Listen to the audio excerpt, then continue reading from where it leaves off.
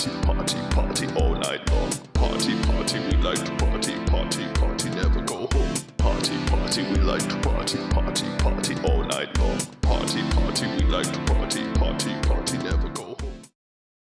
What's up, everyone, and welcome back to episode 32 of the Ball Talk Pod. I accidentally said 31 on the last pod, so I do apologize. You said 21. Yeah, 21. But I did correct it on the show notes.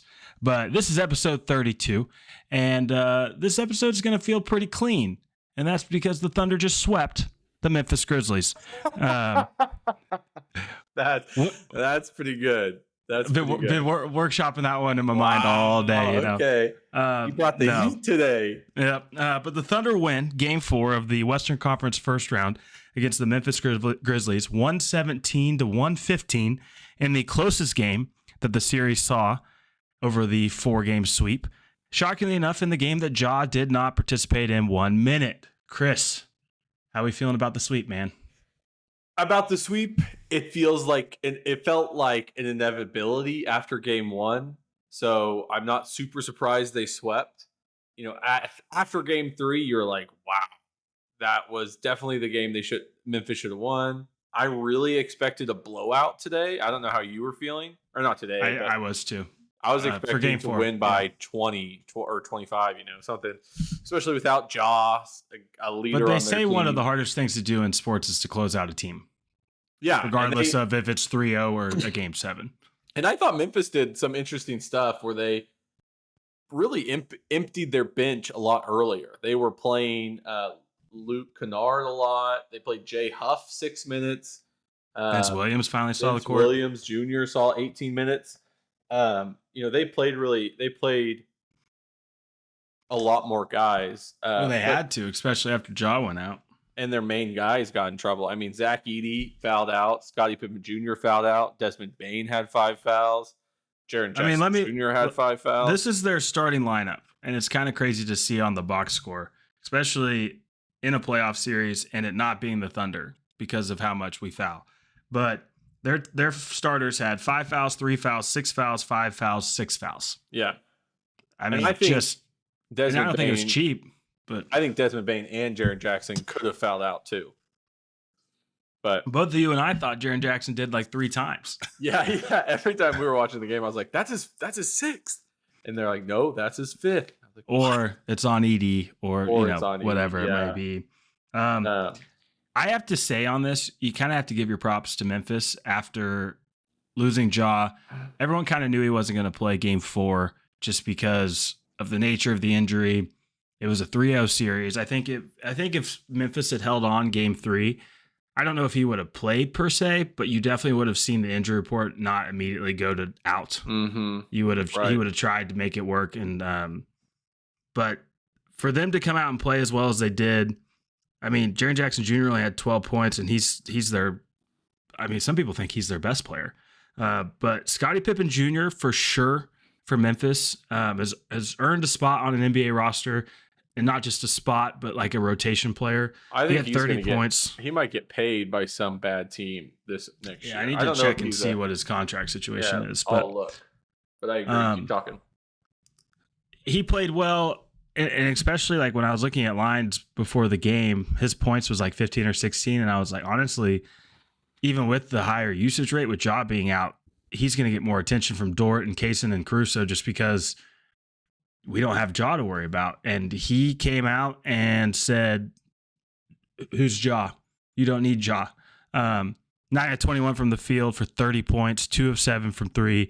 Their point guard had 11 rebounds and 4 assists. He did eventually foul out on a play that Chet picked him under the basket, and then he had a frustration foul when the game obviously was still close. So a little bit of playoff learning there for him, but he played amazing. Desmond Bane scored it a little bit better. He had 23, 5 and 5. He's hunting his threes often, or at least he had been. Obviously, he no longer is. But his shooting percentages, like, we were worried about Shea, and he's 10 of 29. Well, he's 7 of 20 and 2 of 8 from 3. I feel like that was his 3-point percentage every game. Yeah, I will say he did hit one of the biggest threes of the night to pull them within 2. It was a long 3. So he has that shooter's mentality, but you're right. His percentage is not very good. And it's a 4-game sample size. I mean, it's not anything. He's a great player. That's what the playoffs are. So is he a playoff player? The term that I've seen thrown around, are you a 16-game player? Like, basically, can you play and win a game? When your team's 16 games, which is how many games you have to win the championship.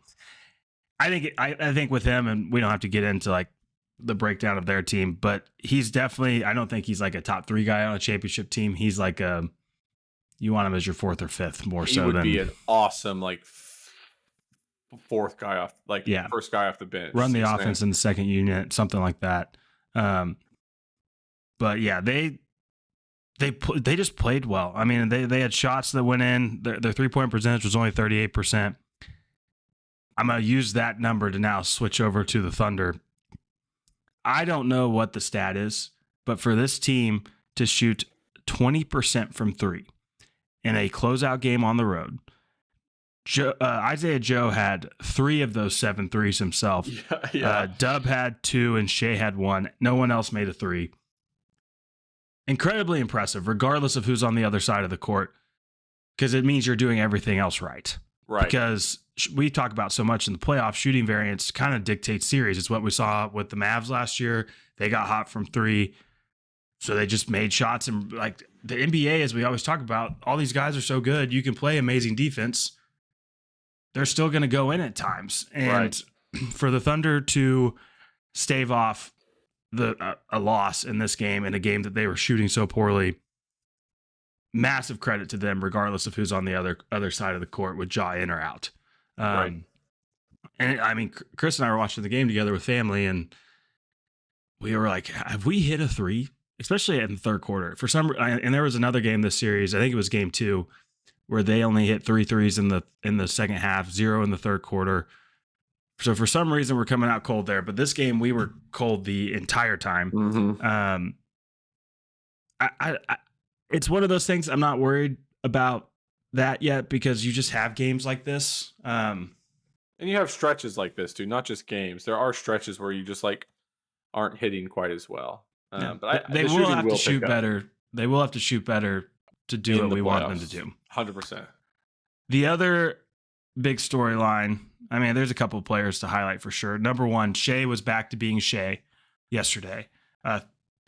13 of 24 from the field, 38 points, 5 rebounds, 6 assists. He hit what they called the dagger, but Memphis hit that shot that you mentioned by Bame, which kind of made it still a game. Had to execute a little bit the last 10 or so seconds. But it's not even a step back. It was like a pivot. I guess he then did step back, but that shot over, I believe it was Bane, and then he goes, Memphis calls timeout we were up 4. And Shea, instead of like, he's giving everybody high fives, but he's also giving up the peace sign as like that's it. See y'all next year. See you in Cancun in July. And I kind of felt like, and I saw some people talk about this on Twitter as well, it was like he kind of knew this was his last chance to start revving up for the next series. He felt way more aggressive, got to his spots. I was trying to see, what did he go from the free throw line? 11 of 13 from the free throw line. He just looked like Shea, which was good to see. And I don't think that if he didn't look like this, I still wouldn't worry about him going into the next round. But it was almost just like, okay, all right, Shea still got it. Not that we needed any kind of justification of that thought. Yeah. Confirmation. But he was Shea again, and it was good to see. I love that the shots again at the free throw line felt like they were going in. Those free throw line extended shots felt like they were money every time. He's fine. When he does that, he doesn't shoot the 3 ball quite as much. He's trying to find his rhythm, in the paint. He didn't shoot a 3 until well into the second half. It was almost like when he was trying to close out the game. That's when he started looking for the 3, because you go up, it's a giant momentum swing. But I mean, at one point he got fouled on a 3, and you and I were like, he still hasn't even technically attempted a 3. Yes. He had 25 points on no threes shot, except for the fouled one. So I think that's an interesting point. He feels like this is the last moment or last game, a real game action to get revved up for the next series where he'll have to be more impactful on the offensive side. Not to say he didn't have an impactful series, because I think Chet put it best when he was like, people are saying Shea had ups and downs. He was like, I didn't see any ups and downs. I thought he played a fantastic series. And I think he His did. shots just didn't go in. But I think next series he knows he's going to have to be more impactful on the offensive side of the ball, while his teammates are still playing, within themselves and shooting better. He might not have to carry as big of a load offensively if everyone keeps playing like this. Namely, Dub for sure. Chet was a little off this game, but how he had been playing. But we're not getting where we want to if Shea's averaging less than 30, in my opinion. Right. Depending on how well Jalen Williams plays and Chet. I mean, if Chet and Jalen Williams are both scoring 25 points and everyone else is, at their season averages, you don't probably need Shea to score, 35 points a game. Maybe you just need 20, 27 from him. Yeah. So, speaking of Dub, he played great again. 4th straight game over 20 points in this series. 23 points, 4 rebounds, 5 assists. He had 2 of the 3, shot 10 of 21. I know that's sub 500 or sub 50%, but I just like how he looks right now. He's hitting tough shots. He's generating easy shots as well. And his passing's been pretty good. Yes, I think he's had over 5 assists every game this series, if memory serves me right. But not even that. I feel like he has a lot of those hockey assists where he's passing it. He's getting deep into the paint. He's passing to the corner, and Alex Caruso's passing it to Aaron Wiggins. I feel like his passing he's setting up the next pass. Really impactful. Yeah, I throughout this season, I feel like one of the things I've harped on is like Dub's really good. And we even said it going into the playoffs, but this would be a playoff. Not quite yet. We're not there yet just because of how this series turned out and the sweep. But as we go on, it's definitely a pod that people are going to make a lot of snap judgments on Dub. And so far he's answering, which is huge. Just because we keep going back and forth on like, okay, who's the second best player? Everyone thinks you need like a Robin to the Batman.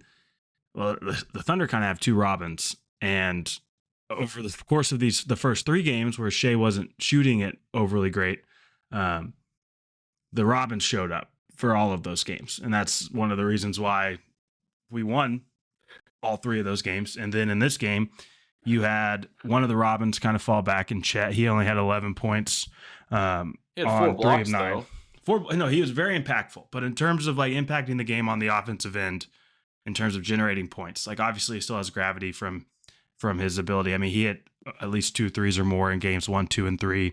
0 of 4 yesterday, but still, the thing is, regardless, we won the game, so we can say this. If we lost the game, it might sound a little different. He was still shooting the ball decisively from the 3-point line, and it looks good. And it looks good, and it feels like it's coming off his hand well. Do you remember last year during the Dallas series, how he was like hesitating to shoot, or he was passing the shot off a lot? Even when he shot it, it was like a little like or he would like shot fake and then pass the ball. He wasn't decisive. He wasn't shooting a lot of threes. I think he needs to have the same intensity on shooting that 3 and continue to have a high volume on shooting threes. I don't think there should be a game in the playoffs where Chet has less than 8 3-pointer attempts. 8? Yeah. That's a lot. But yeah, I mean, I'd like to see him up that high. I think, with everybody else, you have Alex Caruso taking 4, Isaiah Joe taking 6, Cason Wallace taking 3, Lou taking 4, Shea taking 4, Dub taking 5. There may not be 8 in there for him. But as long as he's getting a good chunk and staying near the top, I feel pretty good about it. And so shooting decisively. In this series, game 1, he was 3 of 4. Game 2, he was 3 of 8. Game 3, which was the comeback that he had 1 point at halftime and then ended up scoring 24. He was 5 of 10 from that game and 0 of 4 yesterday. So 8's there. Obviously, it's not like a game-by-game thing. I think it's more so like definitely get above 5. average over a series, in my opinion. I think that's it. I think that's very doable and something that should happen. Yeah, which I mean, he technically did with this last series. He's starting to look. I don't think we're going to see the Chet that we saw the first 10 games of the year this playoffs, outside of maybe in spurts. But he is starting to. You see those spurts maintained over a longer period And more than we frequently. had. Yes. I mean, that second half in game 3, he was, like we talked about, him and Caruso were huge in terms of generating that comeback. And then every game this series until last night, it was like, hey, he can shoot it. Like he is not hesitating, as you said. You could feel the Grizzlies defense when he was shooting in the first half of the series, the first 2 games. They were kind of letting him shoot. They were kind of feeling out how well he was going to shoot. And then by the end of the series, especially game 3, they were sprinting. Jaren Jackson Jr. was sprinting out to try to block Chet's shot. Yeah. And then he's so good on the floor. I mean, he had like a Euro step into a dunk yesterday, which a 7'1" guy should not be able to do that. And then he also had that Euro step was awesome because it was like, where does his leg go? And it was complete, like, just that guy whiffed and he went and it was quick from a 7-footer. It was quick. Yeah. Like, you see all these 7-footers that are like just long and I feel like it's so clanky doing it, and it was very natural for him. But he also has why. In the game yesterday, he also had that like stop at 15 feet from the basket and hit a shot. He did that. He likes that little turnaround shot just inside the free throw line. So he has got 3 levels right there, and if he continues to score at 3 levels, that's going to help the Thunder win. Yeah. A couple of notes from this game in terms of rotation. We at least tapped into Kenrich Williams in this game. He played 2 minutes. And again, I think that has to do with matchups. I think you made that point on the last pod. Almost like a break in case of emergency. You know what you're going to get from him. And then Wiggins, we got first quarter Wiggins minutes. He played fine, had 9 points, 3 of 7 from the field, 15 minutes. There's a top 7, and then it's like, who's playing well in this? And I think that's what we'll continue to see, regardless of if it's the Clippers or Nuggets next series. And if you advance past that, who comes out the other side? Obviously, your starters with Chet, Dub, Hartenstein, Shea, and Lou, and then Caruso and Kaysen. And they're just rotating those guys through. And then they'll sprinkle in Isaiah Joe and Aaron Wiggins when they see fit. If one of them's hot, you can kind of ride it. But that's like a second quarter thing. Yeah. Like they really are not testing that unless they go nuclear, which we haven't seen yet from either of them in this playoff. I mean, there was even a Wiggins had like 8 or 10 points in the first half, game 2, and didn't see the court again. And they were an impressive 8 or 10 points. Unless someone's gone nuclear, whenever that might happen, that second half, there are 7 players playing outside of a few minutes sprinkled here and there. And it's some kind of rotation with those starting 5 in Kaysen and Caruso. And they can do that because of the versatility of not only the entire roster, but specifically Chet and Hartenstein to be able to play double big and go single. I mean, the team's just so versatile because I'm sitting here saying that those guys are so versatile, but you can go from double big to single big because of Dub, because of how well Dort rebounds as a 6'4" guard. Kaysen's one of probably the better small guards in terms of rebounding in the league. And then Caruso can do everything. And that doesn't even include, Shea and Dub and what all they can do. The versatility of this team, which is something that you could see scaled back at the end of the regular season, is starting to be utilized again.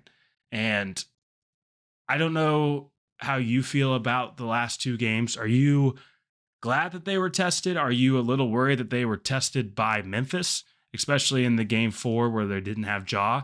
I mean, what is your temperature check on the team going into this next round, regardless of opponent? That's a really good question. Memphis was at one time scoring. I was number 1 in offense, scoring like 140 40 points a game or something crazy like that. So they do have that nuclear ability. And that's not just Jaw. Jaw was in and out of the lineup all year. He is not scoring, 45 points a game. So their scoring was coming from a lot of different people during the season. So they're a good offensive team. Well, and what's crazy that I think they mentioned on the broadcast, and I might not get this record exactly right, but I think they were 18-4 without Ja in the regular season. Right. And so they're good without Ja. And that could be for a multitude of reasons, whether it's like one of them is Scottie Pippen Jr. Scottie Pippen Jr. shining when Ja's not on the court. You get him more involved. So Memphis is a good team. At one time, they were thought to be the second best team in the West. They were 2 seed climbing, got within, I think, at one time 6 games of the Thunder. So to say that Memphis isn't a good team, and I know they've lost pieces and Ja wasn't playing, but like you said, they're 18-4. The opponent thing doesn't bother me. I know they're a good team. And then you think about the NBA, any one night, the Wizards could come in, who were widely thought of as the worst team in the NBA, can come in and beat you. They just shoot really hot. And they almost did a couple times. Like, didn't they almost come in and beat us at Paycom? Didn't it was close. We broke away for like late. 40 points or something. Like, he was the last player for that long stretch that we didn't give up 30 points. He was So like, any team in the NBA can get hot and win. And with us shooting 20%, I'm not scared of them having close games against Memphis. What I don't want is the shooting woes to continue. I like that they were tested to see kind of how they reacted, to kind of see if they were mature enough, like we talked about last time. It was a really mature win when Ja went out. It was a really mature win yesterday to handle that close game in a closeout game and to not let it slip away and have to come back to Oklahoma City and feed off the crowd to win a game 5. Right? I think it was a really mature win that way. So it was nice to see their maturity early. And Memphis is a really good offense. So I'm not too worried. I think my temperature's 86.4 still, or whatever the body temperature is. 96.8. 97. Yeah, my body temperature is you are 86.4. No, 96.8. Yeah. I think you can take away whatever you want to from this series, whether you want to be pessimistic about it or optimistic. I mean, Game 1, they looked like the greatest team of all time. Game 2, they were a little not as good, obviously. They weren't going to win by 51 single game. Memphis wasn't going to come out and be embarrassed again. Correct. Those guys have pride. They're NBA players. They're not going to come out and lay another egg. I don't think, I don't think they played their best basketball this series, as I've said. I don't think they played bad basketball either. I mean, obviously they swept a competent 48-win Memphis Grizzlies team, even though they fired their heck. Sorry, hit my mute button.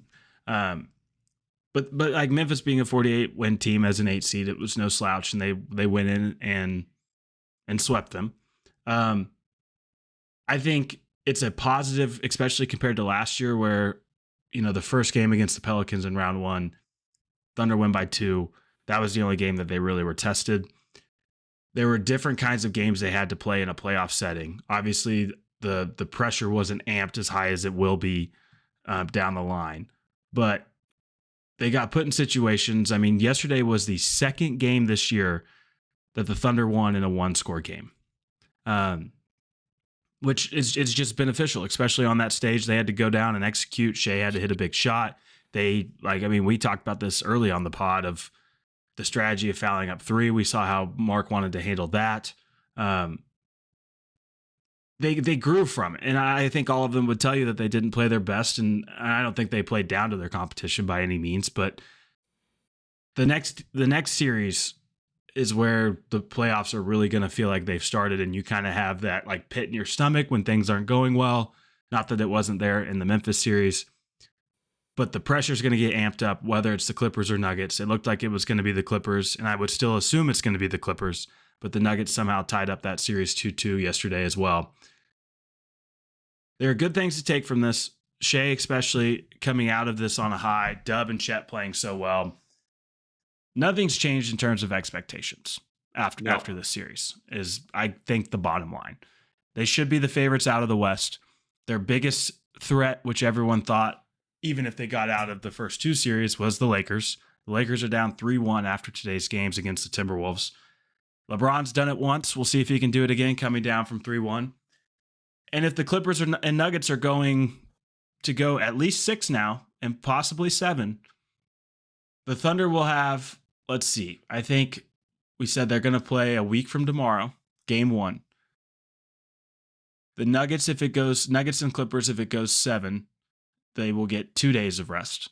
If it goes 6, they will get 4 days. Now, obviously, 4 is a lot greater than 2, and in the playoffs, you're never playing back-to-back. So, but after playing playoff basketball and that level of physicality, I mean, that Clippers-Nuggets game yesterday, there was a lot of emotion in that. I mean, there was a scuffle with Harden. Harden stood up against three Nuggets guys. And so it'll be interesting to see, the argument of like, is it good to be off this long when the other team's playing? I think you can flip that narrative, whatever helps your thought process. Like, whatever, I don't think there's a wrong way to think about that. I mean, the Thunder had 9 days off or whatever, at least a week off the last time going into a series, and they won the first game by 51 points. Right. So it's exciting. I mean, obviously, if you're a Thunder fan this week, the main thing you're watching is that Nuggets-Clippers series. I think Game 5 is Tuesday night back in Denver. But vibe should be high in Oklahoma City still. Vibe should be high. And this team's playing well at the right time. It was so cool to see their what's the word, like physicality. Like, it's just the entire team was amped up. We didn't see that Thunder team from the last month where it was like, we know we're going to win, but we're not going to just be quite on edge like we normally are. And especially when they had to, not only in game 1 where the whole game was just a blowout, but to come back from 29 to execute how they were supposed to go and win a game on the road, a closeout game in a relatively hostile environment, even though it wasn't even a sellout. They're showing good things that should make you excited for what's to come. Right. I think is the bottom line. So, right. Yeah, I think it was a really impressive series. To sweep any team is really hard. But now we have to go out and play really well and try not to, we are going to lose a game next series, I think, is probably kind of the bottom line. We're going to lose a game next series. It's not going to mean the end of the world. It's going to feel like it is. It's going to feel like it because it's the playoffs. But they will bounce back. They've shown all year to bounce back from after a loss. So, yeah. But there you have it. Thunder win, 117-115. Cleaning up the Memphis Grizzlies, sending them to Cancun for the summer. And now we sit and wait and see who conference semifinals will be between Denver and the Los Angeles Clippers. And then on the other side, you still have the Warriors and Rockets battling out, and obviously the Lakers and Wolves. Right. Chris, we'll get into this later this week and before the next series, but do you have a preference on who you want to see coming out of that Nuggets-Clippers game before we get out here? I don't know. It feels weird to go out and say something about like wanting to see a team versus not wanting to see a team. If I had to choose, though, if you put a gun to my head and asked me to choose, I think the Clippers are more defensively minded, and that scares me a little more than just having to contend with Jokic. The Nuggets also are hurt. Like, if they get out of that, I mean, Russell missed the last game. Porter Jr. has a shoulder injury that he said typically it's a 4 to 5 week injury, but we don't have 4 to 5 weeks. So, again, I don't think you can go wrong. I think the Nuggets, even with Jokic, are dangerous. I mean, you think about it. I mean, both teams are dangerous. This next series is going to be far harder than the Memphis series, but I think I would rather see Denver as they're currently constructed, especially with a new coach. And the Clippers have some guys, obviously health pending or dependent on health. We'll see how healthy they feel coming out of this. But they have some guys that, I mean, Kawhi has gone on and won 2 championships. He took Toronto to a championship by himself almost. It felt like Harden's playing well right now. Zubac is a monster, and Norm Powell's been good. And they also have wing defenders that match up decent with Shea, and Derek Jones Jr. and Chris Dunn. So again, bring on whoever comes. Probably prefer the Nuggets right now, but by the slimmest of margins, I would say. Yeah, it's going to be a tough series regardless of who it is. So just gear up and batten down the hatches, Thunder fans. It's going to be a wild one. Rest your voices, get some rest, because I do think starting in the next series, we're going to see a lot more late tips for the Oklahoma City Thunder, regardless of if it's in Oklahoma City or further out west. So, but with that, there's our thoughts on that sweep. We'll be back later this week with some information looking at potentially how, we'll see if the series, when that's decided between the Clippers and Nuggets. But yeah, just appreciate everybody for going along on the ride with us. Hug your loved one, tell them you love them, and we'll talk to y'all later this week. Talk to you later. See you. All night long, party, party, we like to party, party, party, all night long. Party, party, we like to party, party, party, never go home. Party, party, we like to party, party, party, all night long. Party, party, we like to party.